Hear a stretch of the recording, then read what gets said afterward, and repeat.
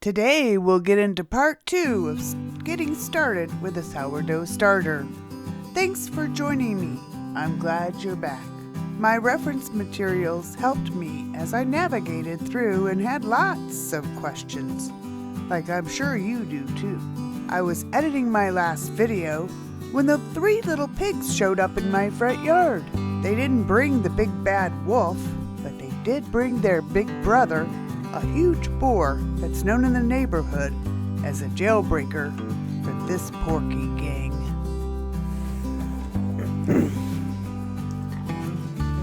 Hi, I'm glad to see you back. My name is Diane Lalomia, and if it's your first time, I'm glad you're here. Today I want to talk about part 2 of the sourdough starter. If you missed part 1, check out the earlier video I did. I'm new at this card thing on YouTube, so I'm not sure which side it's going to show up on, but there's a link, or check out the description in case I mess up. I'm not an expert, but I'm passionate about eating healthy food. And with all the science classes I took in college, I figure this should be something I can eventually figure out. I've had a few missteps and I've made mistakes along the way. And today I want to just share some of the things that happened to me that may help you avoid the same pitfalls. See, sourdough is really not difficult, but there can be challenges. And I want to help you get through those challenges and enjoy your sourdough baking. Thanks for joining me and hanging out. The next day, day 4, and you can see it's risen a little bit, but nothing like it did yesterday. I mentioned that it kind of gets woken up and then it'll kind of slack off a bit like a toddler. It has days, ups and downs, but each day we feed it, no matter what it does. But we know it's active when we see bubbles and when we see that it's risen. We know that our starter is alive. Now, we're going to get a weight with an empty jar to tare the scale. Make sure it's set to grams. It weighs 152 grams. Remember, we were approximately at 150 grams. We'll remove 100 grams from the container down to 50 grams of starter and feed it 50 grams of flour and 50 grams of water for a 1:1:1 ratio. And that's all there is to it. Use lukewarm water, best not to use chlorinated water. My water's from a well. But if you do have chlorine water, leave the water sit in a jug overnight and the chlorine will dissipate and you can use it the following day. Many people report they don't have any trouble with using their tap water. So try it. Anyways, we're going to get to feeding this baby and put it back to sleep. Let it take another nap.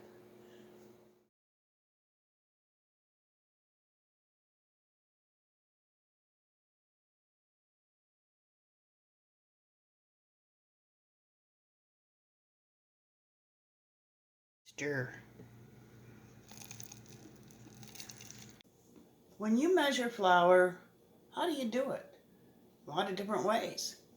You put your scoop in and kind of scoop it out, tap it on the side, and that looks pretty good. Okay, well, how much does that weigh? My scale says that weighs 32 grams. 32. So, well, what if we measured a different way? Let's put this back. Make sure we got it all in. And back to 0. Now, maybe some of you scoop your flour up, but instead of tapping it, you use a knife and level it off. And then that's what you call a level cup. Actually, quarter cup. Now I measure it. It says 37 grams. Wow, that's a big difference. That's a 5-gram difference. To do the spoon it into the cup like this. And then, once you have it in there, level it with your knife or a straight edge. And that is 28 grams. See, even when you do it the same way, 2 different times, you got 2 different measurements. Close, but no cigars. Well, when you're doing your starter, you want equal measurements for a 1-to-1-to-1 ratio. If you're getting different measurements, how can you be consistent? If one day you're measuring with a cup and it's one amount, and another day it's something else. But even more than that, check this out. We're going to weigh the water and see how much it weighs. Okay, now I want to weigh 1/4 cup of water. It's filled right to the top. Wow! That weighs 54 grams. And that's a 1/4 cup, same as the flour. But it's almost twice as heavy. So if you're using a 1/4 cup and you're feeding your starter a 1/4 cup of flour and a 1/4 cup of water, you're going to have a very diluted, watery starter that's going to be hungry all the time. That's how I lost my first starter. I didn't give it enough flour. It got hungry, and every day it got hungrier because I was short changing its flour amount, and it ended up being too much water, and it starved. Don't do that. That's why using a scale and weighing your amounts when you're baking is the best way and the most consistent way to get accurate results. So there you go. Well, I promised you a recap on the sourdough starter business, so here we go. My first suggestion is only keep a small amount of starter at any given time. You know, you don't need a whole cookie jar full of starter. That's just more starter to have to feed, more flour every day. You really only need so much to make your starter for your bread or your baking. So make it easier on yourself and keep small amounts of starter. To start a starter, you need 50 grams of water and 50 grams of flour and a straight jar or some container to keep it in. Stir it well, and day 2 through whenever, you discard all but 50 grams of the starter, feed it 50 grams of water, 50 grams of flour, stir well and keep covered with a loose-fitting cover, like a coffee filter is what I use, with a rubber band. And that's all there is to it. Now, the different ages of the starter's life that I typically found myself doing, and it isn't a rule or anything like that, but around day 10 to day 14, I noticed my starter was starting to rise initially every 8 to 10 hours. Then it became more often, and it would rise in 3 to 4 hours. Well, when I thought about it, I thought about my baking schedule and how long I wanted to wait for my bulk fermentation when I made the sourdough bread. If it takes 8 to 10 hours to rise, that's the majority of a day. I'm not interested in baking my bread in just one day, but I really don't want to take 3 or 4. So my goal was to get it to rise in 3 or 4 hours. And then I knew it would rise the bread in 3 to 4 hours in the bulk fermentation period. So that was my goal, And when it got to that point, it took on a unique, different smell. It went from smelling yeasty to smelling more bright and spring-like or grass-like. It may vary depending on the flour that you use in your environment. So what happens for me may not be the case for you. But it was about this time that I decided it's good to go.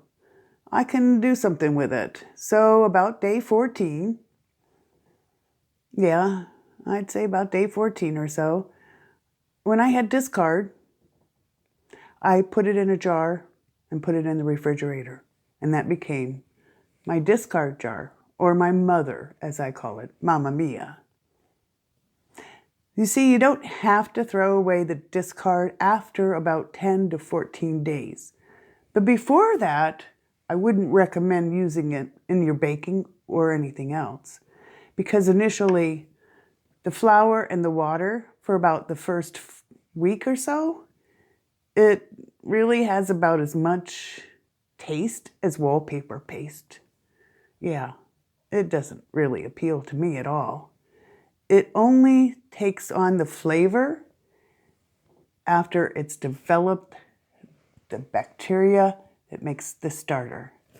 The lactic acid bacteria has got the yogurt-like taste. That's what makes yogurt, lactic acid bacteria in the fermentation process. It also has in the starter acetic acid. When it gets hungry, it'll show signs of acetic acid. And it'll smell like a vinegar or a nail polish remover. Vinegar or acetic acid, is what ferments pickles and other fermented items.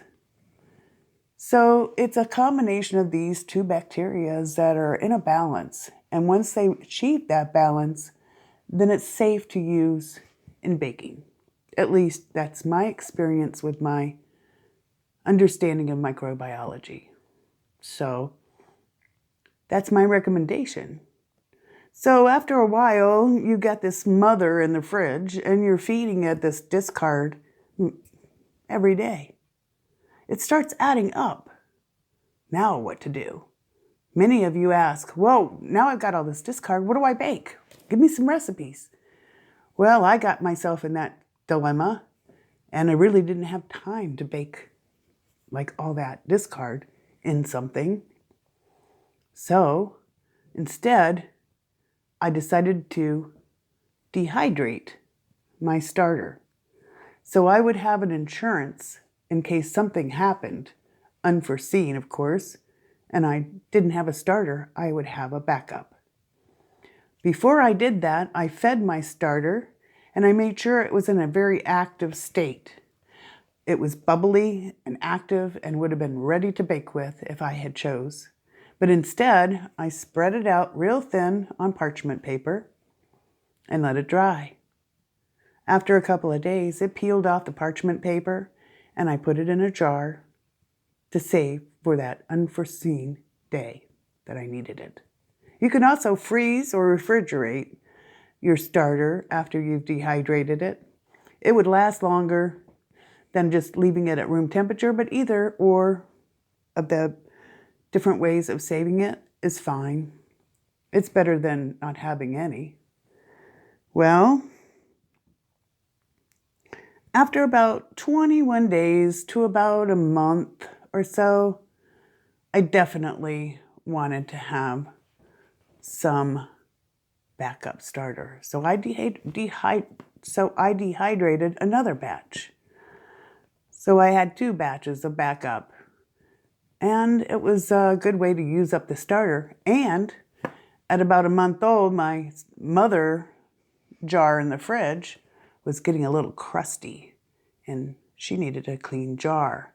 It was a good opportunity to clean out that jar, use up all that starter by making the dehydrated version so that I got down to a small amount of starter, like 25 or 50 grams, whatever. It wasn't much.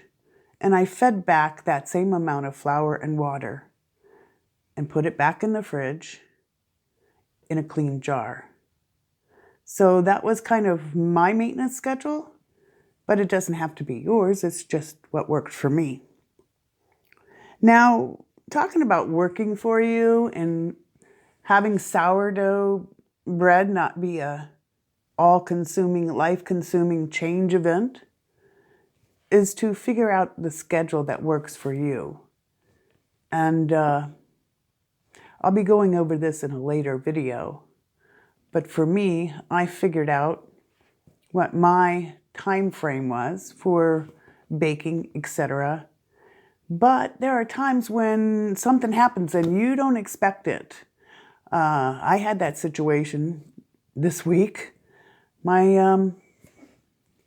oven decided to start going on the fritz. It's still working, but not like it should. So that day I happened to have 2 trays of cookies waiting for the oven to preheat to 350, and it wasn't coming on. Well, I also had some bread I had ready to bake. I had gotten it all set, but things weren't working out.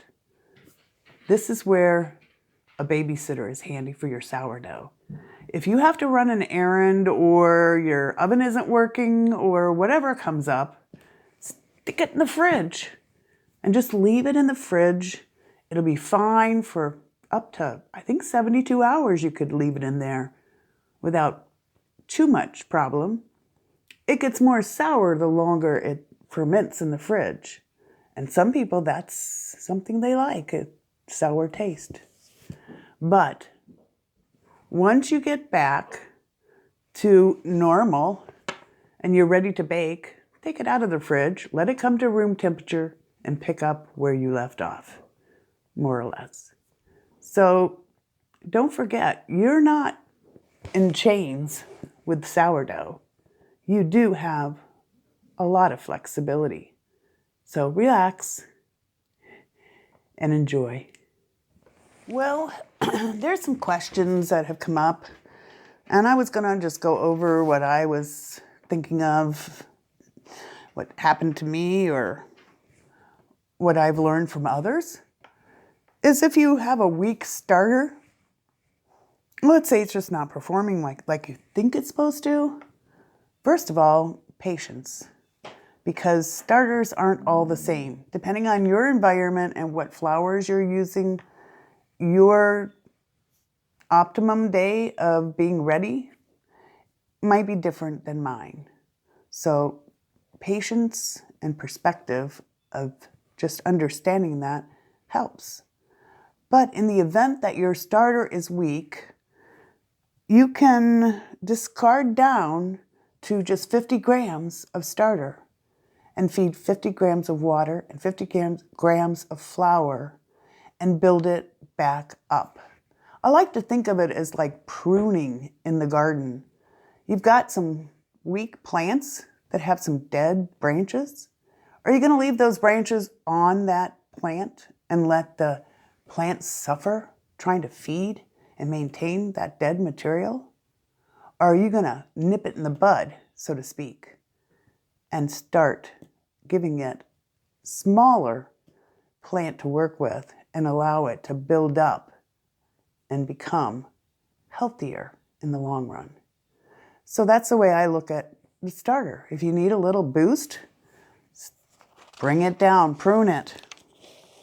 Some people talk about a higher ratio, you know, that 1-to-1-to-1 ratio that we've talked about. I've seen people talking about 1-to-2-to-2 ratio or 1-to-5-to-5 ratios. Well, they might have a reason, but you really need to understand your sourdough a little bit first, and then you can make these adjustments.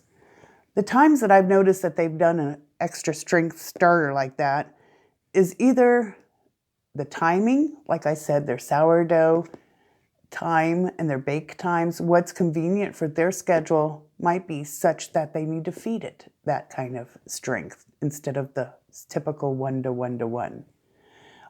The other occasion is if there is a hot climate and they don't have air conditioning and their temperatures are hovering in the 80 degrees and above Fahrenheit temperatures. It's hard to control the sourdough from going a little bit crazy. And by going crazy and rising faster, well, it's a good thing, but it also eats through its food supply faster. So you will notice that your starter will start smelling like nail polish or vinegary smell if it's hungry. And it's hungry because it's gone through the starter, or the flour rather, that it had available as food. So the option is to feed it either a stronger ratio, so it has more flour than it usually would have, or another situation is possibly to feed it more often. Some people talk about feeding it every 12 hours. Well, it's not really suggested every 12 hours because if your starter is normal, temperatures are normal, where a 1-to-1-to-1 ratio would work, you will actually weaken your starter by feeding it that often. You don't give it a chance to develop the good bacteria strains that it needs. It's getting inundated with too much food, and it's getting sluggish from all that food. So you might want to keep that in consideration. Another way to control if you're living in an environment that's very hot and over 80 degrees Fahrenheit is to either use a ice box, like an ice chest as we call it in the States, with maybe a block of ice, or I have those freezer ice things that you can refreeze, just to keep the temperature down a little bit. It would help. Or you can put it in the fridge. If you have the opposite problem where it's cold in your house, a couple of options are to feed it less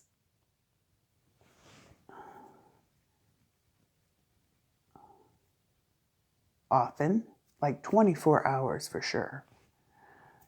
Some people talk about keeping their starter or their bread, when it's proofing, they might put it in the oven with the light on. But it's too easy to make the mistake of turning on the oven to preheat it, and oops, there goes your starter. So don't make that mistake. I have what I call my hillbilly proofing box, and it's made with a dollar store insulated bag that has a zipper on it and a couple of handles. It's really meant to carry, lunch or something that's hot. And I use a heating mat that I use with my plant seedlings in the spring.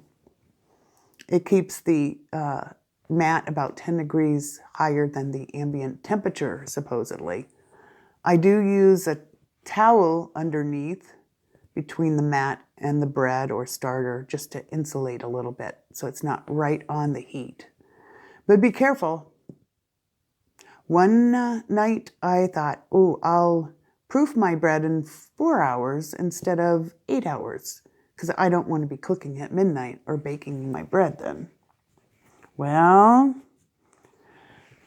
I fell asleep on the sofa watching TV.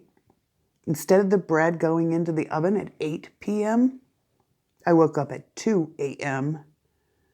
and figured, what the heck, bake the bread at 2 o'clock in the morning. And I just put it to cool off and went back to bed. The next morning, holy moly, that thing smelled like a brewery. It had such a strong beer taste. I think the chickens got drunk on it.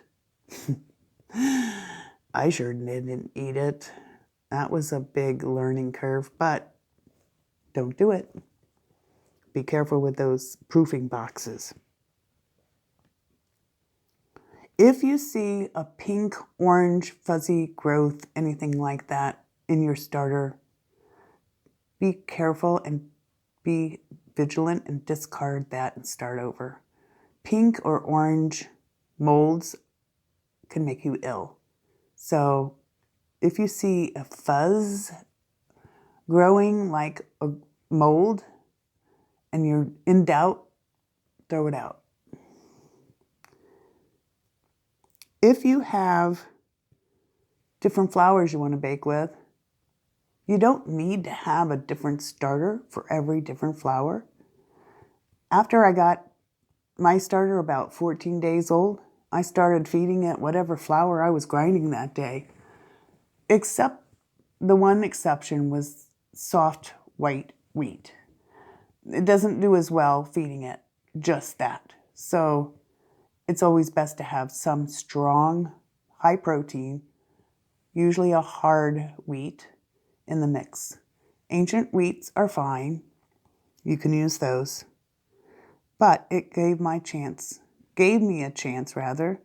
to get my starter accustomed to baking whatever, with whatever flour I used that particular day. So some people talk about using a starter cold from the refrigerator. If you've got a mother and it's in the refrigerator, you can use it right out of the refrigerator cold. And I would recommend you feed it and make sure it's got some food and gets a chance to bubble up. But if you're pressed for time, you can take the starter, if you've got enough in your jar, and just put it right into your recipe. It might offset the warmth that you get from grinding the flour. Some people say that they like the fact that it's cold versus the warm, so it balances out. Or it's hot that day, and it's one way to control the temperature and make the rising times accommodate their schedule. But I'll typically take the mother out of the refrigerator the morning that I'm going to be baking, or actually the morning that I'm going to be making the dough. My schedule is that I take out my starter, or if it's on the counter, I feed it at about 8:30 in the morning, thereabouts. And after about 4 hours, it's around 12:30. Around 12:30, my starter is ready to bake, or to use in a dough, rather. So since I'm in the kitchen feeding the starter at 8:30, I go ahead and grind my flour and put the water, the liquid, in and do an autolyse and let it sit, soaking up that liquid for the time that my starter is getting active. Yeah, a lot of people talk about autolyse, and they'll say 30 minutes or an hour, or they'll say up to 2 hours. Heck, I never followed the rules. I figure I'm in the kitchen, I'm going to go ahead and do it, and then when I'm back in the kitchen, everything's ready to mix the dough. So it cuts back on how much time I spend in the kitchen, really. And you wouldn't believe how easy and that manageable that dough becomes. When I first started trying to learn how to make sourdough with freshly milled flour, I used my mixer. I've got a good one. Still has the Hobart name on it. That goes back to the early 80s when they got such a sticky dough, and I had no idea what to do with it. It was nothing like the bread I'd made before, when I used all-purpose flour and instant yeast.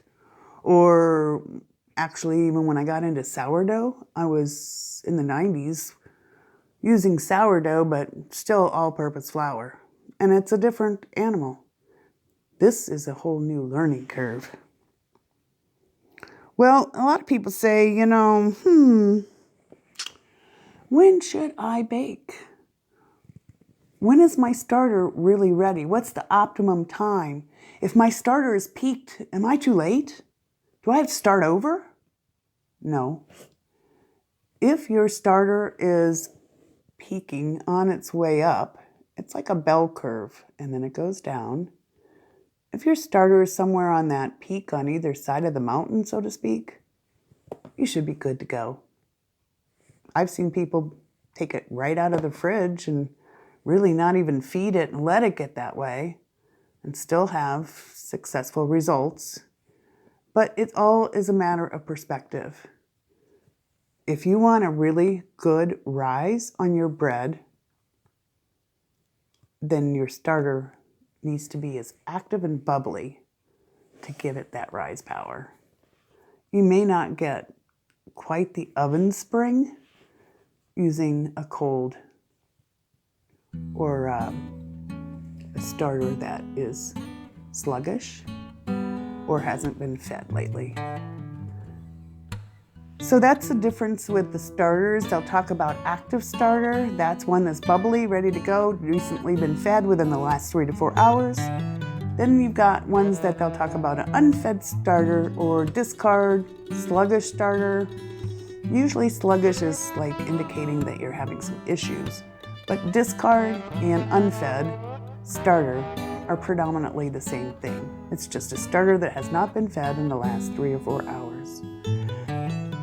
Then you have the mother, which is basically also discard. I call the mother the one in the refrigerator. That is my main starter now. And just a little tidbit for you. The mother came about because in the older days, when a young woman would go off and get married and set up her household, she would leave home and her mother would give her a pinch of her starter to get started baking in her new home. And hence it became known as the mother. So that's how it got its name. Didn't know that, did ya? Well, that wraps it up, and thanks again for stopping by. Hope to see you next time when I'll be talking more about different grains and freshly milled flour. Stay tuned.